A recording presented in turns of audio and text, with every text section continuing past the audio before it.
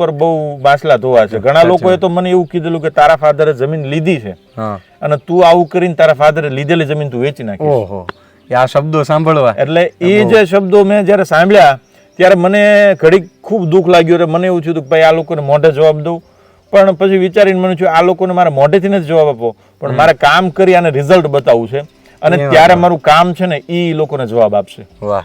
એટલે આજે એ જે લોકો મારી ટીકા કરતા હતા, ટિપ્પણી કરતા હતા, એવા લોકો આજે મારા ફાર્મ ઉપર આવે છે, વિઝિટ કરે છે ને બીજાને હવે ભલામણ કરે છે.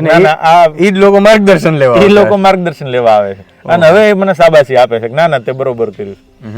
એટલે શરૂઆતના દિવસોમાં ખૂબ કપરા ચરણા આવ્યા હતા, નવો અભિગમ હતો, નવો કન્સેપ્ટ હતો, ખેતીમાં માણસોમાં બધાને અનુકૂળ અને પછી આ વસ્તુ અપનાવવી.